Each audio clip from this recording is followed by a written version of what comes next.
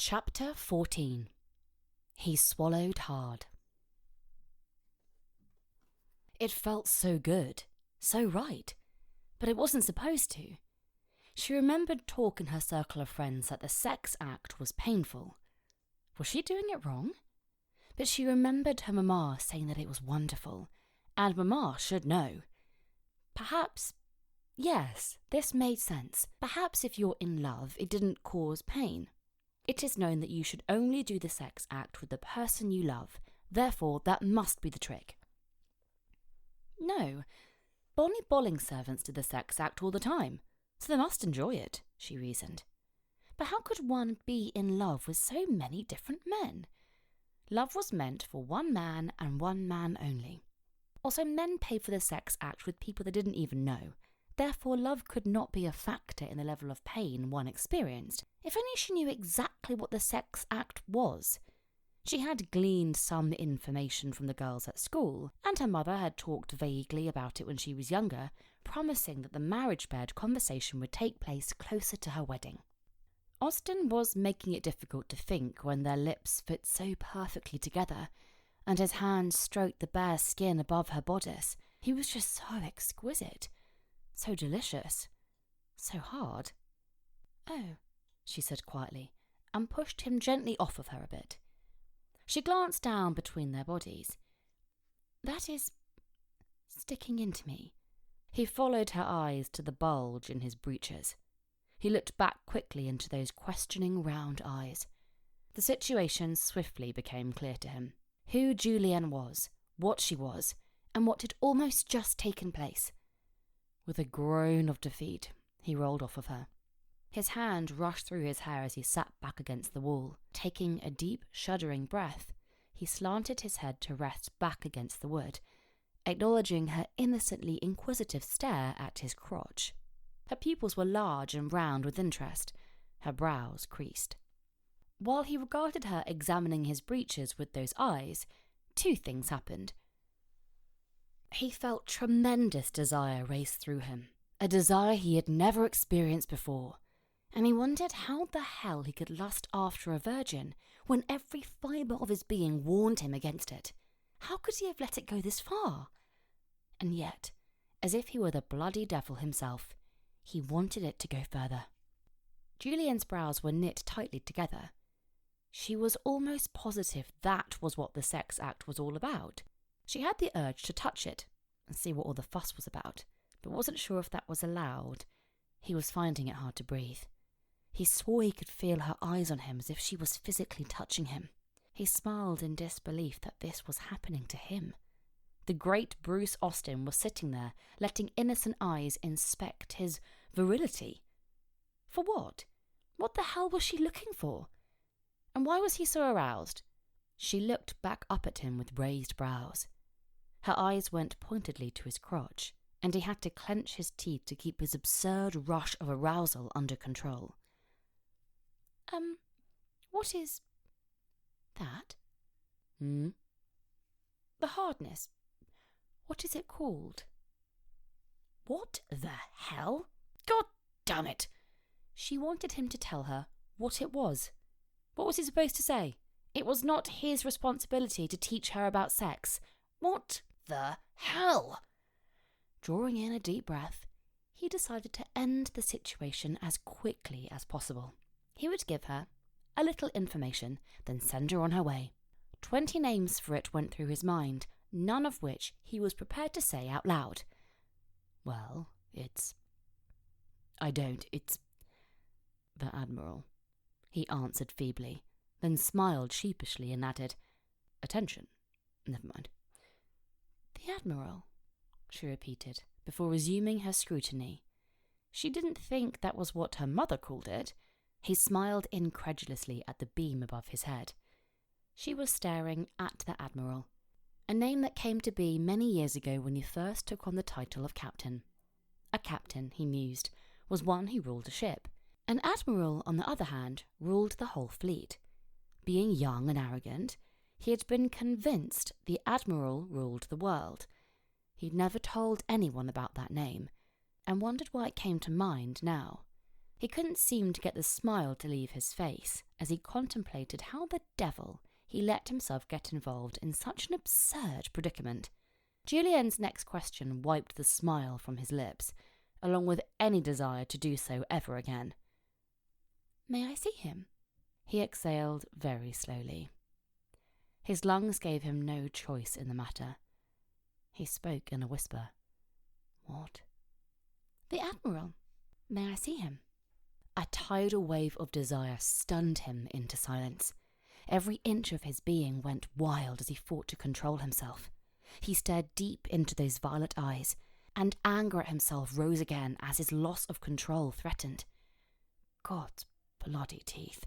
What the hell was he doing? God damn it! "May I see him? May I see him? May I—" He nodded. "God damn it!" He watched with cautious breaths as her delicate fingers slowly moved to the buttons of his breeches, and at that moment seriously pondered his sanity.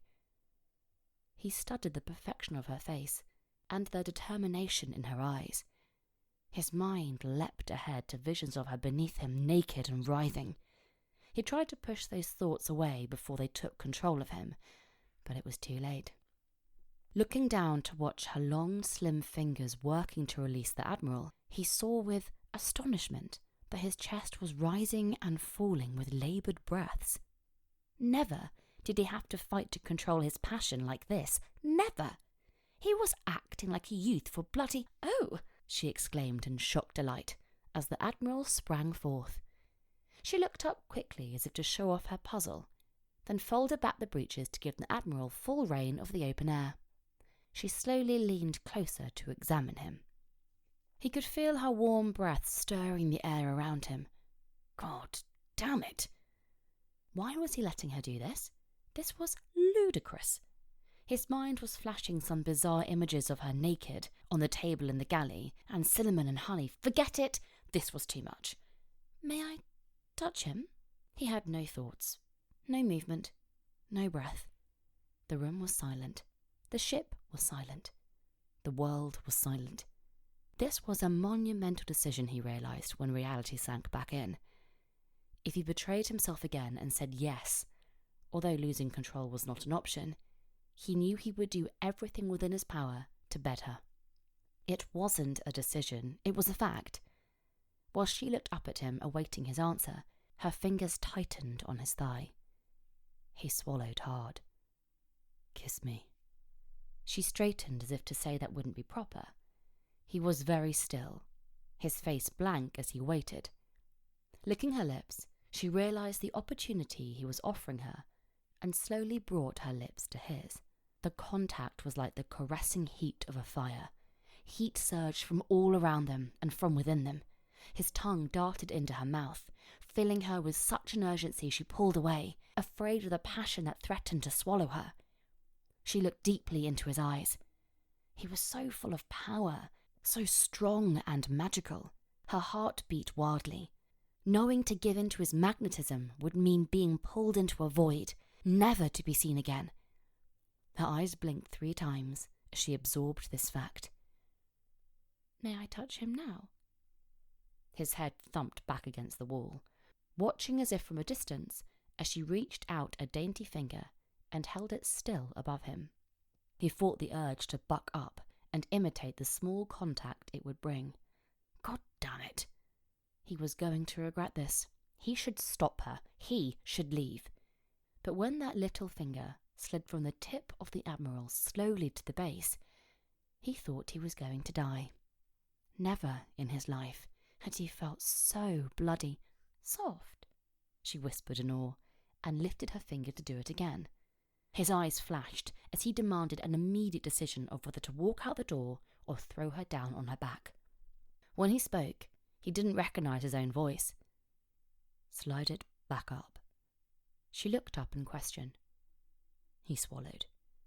"Instead of always starting from the top, slide your finger back up, then down." She took great care in heeding his advice. His chest rose and fell as he watched her hands slide up and down the length of him. His breath shuddered. He spoke in a careful, husky voice. "Kiss me." But kiss me, Jewel. Now. His words surged through her veins, and the quiet, dark power surrounding him pulled her to him. There was suddenly nothing in this world she wanted more than to feel his lips on hers. She knelt beside him and leaned her hands on his shoulders, lowering her lips to his.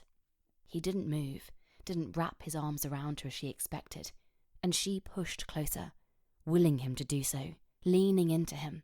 She put slight pressure on his lips, moving hers softly over his, as she'd learned from him. Strange sensations urged her to press her whole body into him.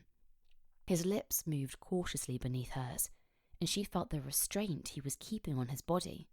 No, she thought, tightening her hold on his shoulders. Hold me like before. Pull me against you. Crush me. She deepened the kiss and pressed her breasts to his chest, her tongue darting into his mouth of its own accord. She felt him stiffen, and marvelled at how his chest rose to meet hers, and then fell in varied patterns. Her nails dug into him as her tongue went in to entice his. She wanted him to feel the urgency that was building in her. She wanted him to quench it. Her tongue coaxed his into her mouth with quick licks, and once she had it in her possession, she claimed it by sucking the desire from deep within him. God! Control flew from him as he pulled her over and onto his lap. Her soft curves a perfect fit to his hard muscles. She sent him all the urgency that had come over her, and he accepted it greedily. His hands ran over her soft skin, touching all that was exposed to him. Her arms were silken and delicate as they worked to hold on to him. Her throat was arched and graceful, and her shoulders were smooth and cloaked in a fall of dark tresses. She arched into him again, her breasts attempting to burst through her gown with each heaving breath. With a suppressed groan, he lifted her small body and spun her to lie back on the mattress beneath him. She stared up at the beautiful face above her. His dark curls fell onto his forehead, almost concealing one eye. It was the hunger in those eyes that nothing could conceal. It was the same desire burning in them that engulfed her. "Jewel," he breathed, his breath that of a cloud. "Do you want me to stop?" "No." He again claimed her mouth. She pulled him closer and boldly ran her hands over him. His shoulders, his arms, his back, his bottom. He slid his lips from her mouth to her throat, and she arched to accommodate him. His curls tickled her skin along the trail his lips blazed down to the swell of her breasts. She watched as his tongue dipped between the mounds, and his perfect white teeth nipped at her skin. Her thoughts swirled away out of control until they were deep within her heart. Julienne drew in a ragged breath and let it shudder from her lips, then took another. Having never experienced this breathlessness, her eyes flew open in panic. But seeing the effort it took Austin to drag air into his lungs put her at ease. Austin's eyes were fixed on her breasts as his warm hand cut beneath the curve and gently caressed the satin-covered roundness. He didn't seem to notice that their breaths had been stolen. Julienne pressed into Austin's hand as she watched his slow, sensual movements. She watched his thumb gradually sweep closer to a hardened nipple that could clearly be seen through the material of the gown. She held her breath as he circled just beneath. She dared not move and throw off his navigation. Closer and closer his thumb came to the centre of her desire. Apprehension rose as she watched it fail to circle the peak, a part of her body that had never been touched by another before, that had never wished to be touched before. Never until now. She gasped. Austin's eyes met hers in surprise. Their eyes clung as he slid his body down hers, so that he was watching her from beyond the perfection of her breasts, his chin resting lightly on her stomach. He watched her face as his hand enveloped her breast, and she gripped his wrist. His dark eyes only left her face for a quick glance at the small, delicate hand clutching him. He exhaled hard and took great care in swirling his thumb over her nipple. Her grip tightened and her mouth opened in a silent gasp. Forcing air into her lungs, she fastened her eyes on his thumb, working its magic. She tried to concentrate on what was happening to her, but everything swirled and tumbled about. Lone phrases or words flashed before her, none of which had meaning, had been spoken out loud at their time of arrival, The warmth of Austen's other hand seared its way up her body to cup her other breast, and she was sure the fever she was experiencing would be her death. But instead of his thumb coming to the rescue of this nipple's death by desire, his teeth came into the picture, and he gently tugged at the eager peak. Whoever heard of such a thing? Her body arched into him of its own accord. She felt more than she saw his skillful fingers unfastening her bodice. Mesmerized, she watched as he pushed the satiny material aside and exposed her creamy white breasts to the air, unencumbered by a chemise. He didn't touch them as she half feared he would. He only watched. She felt his ragged breaths on her skin, along with the searing heat of his fingers that rested below her breasts. Unhurried, his hand caressed up between her breasts, then fanned gently out to the side. Her eyes flew to his face, and she was surprised by the innocent shock he displayed, as he devoured her with his gaze and his touch. He looked genuinely at a loss and out of sorts. He looked in awe. Her gaze dropped to the pulse beating in the hollow of his throat. A strong pulse, the proof of blood rushing through his veins. She followed the open shirt to his chest. She could only see a hint of the muscle she knew was there. She must see it all. Bruce. She felt his body stiffen as he held himself under control. He forced his mind to clear, forced his desire to ebb, while acknowledging he was disrobing a virgin. He had sworn off virgins long ago, and just because this one had the eyes of an angel and the body of a goddess didn't mean she wasn't still an innocent. "Do you want me to stop?" he managed to say. "No, I want you to take off your shirt." He made no move to do her bidding. In fact, he looked a bit like a statue, he was so still. She wondered if the sex act was done with clothes on, and if she had made yet another faux pas. "Jewel, do you understand what we're doing? That you're driving me wild, and although I won't admit it, my control is thinner than your non-existent chemise?" "No." "Teach me." God damn it. To take a young woman's virginity was a responsibility he'd learned to stay away from years ago. He could not do it. It would ruin her, plain and simple. But his body did not want to hear that, did not want to think of that. "Jewel, do you understand that if we do this, that you won't be... I won't be a virgin anymore?" "Aye. Do you realize all that entails? Your life will never be the same. Delmont will do the honourable thing and still marry you if you go to him untouched. But if you're not a virgin, I doubt he will."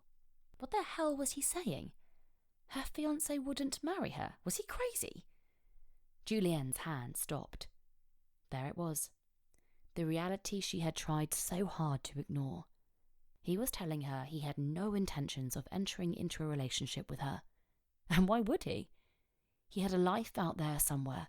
His home and friends were already established and waiting for his return. She was not a part of that, and he had no intention of adding her. He had no reason to. Not that she had thought out the idea of a relationship. She had admitted to infatuation, but that was not what relationships were made of. Because of infatuation, she had let herself indulge in the dangerous venture she had played a willing part in. She'd never seriously sat down and examined the possibility of ending her relationship with Delmont for Bruce. But somewhere in her mind, she had wondered what life would be like if she threw herself wholeheartedly into this pirate life. How would this precarious life compare to the safety of her home? She had just been given her answer. If she indulged in this fantasy, she would not become his partner at sea, would not go on to have more adventures. She would simply be left a ruined woman. She wasn't ready to let that reality sink in just yet. She didn't want to think of her future back home. She didn't want to deal with the idea that a pirate didn't want her, no matter how wanton she had become. How vile she would feel when she thought of it all later. But for now, strangely, she felt nothing. Except maybe disappointment. "I just mean that life in society," he tried to explain, but she didn't want to listen to it. "I know exactly what you mean." "I don't think you do. Obviously you don't wish to do the sex act with me." "Obviously I do." The Admiral does not salute everyone like this. She looked down at the proud Admiral and smiled. He is kind of cute. Austen winced.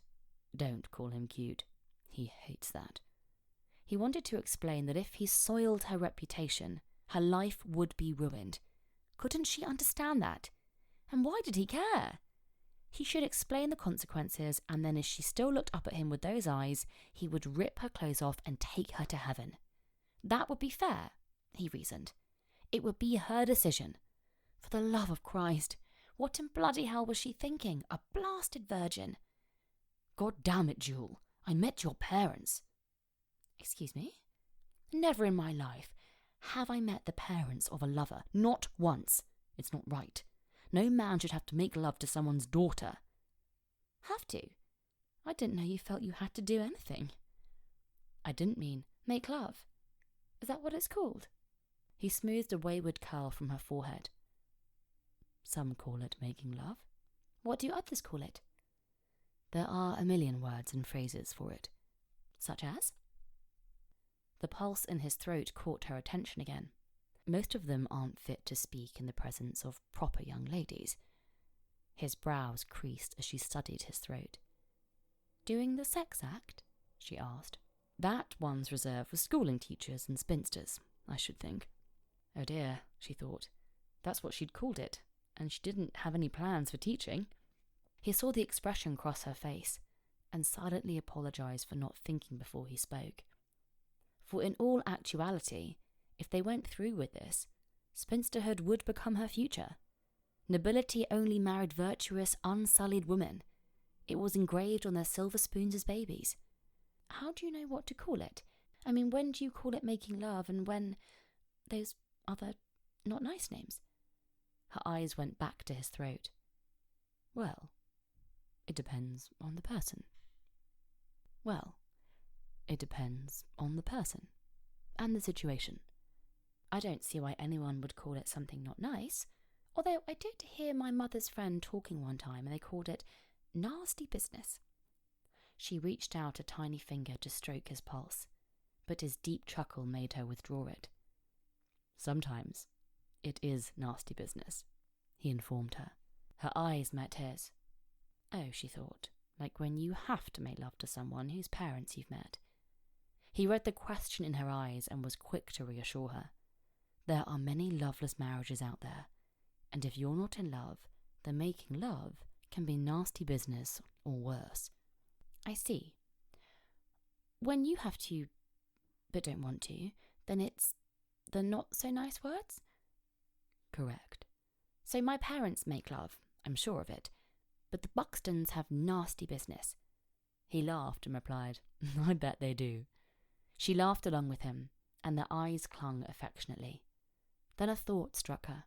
So when you make love to a woman who sells herself, well, you know what I mean, is it making love for the man and nasty business for the woman?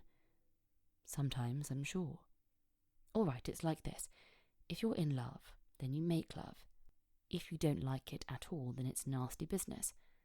But there's also a third category, where the two people aren't in love, but they enjoy it anyway, which is probably the most common. Like Bonnie's servants, they do it all the time with different boys, and she stopped suddenly, realizing she was giving away secret information. I shouldn't have told you that. He chuckled and sat up. Don't worry, your secret is safe with me.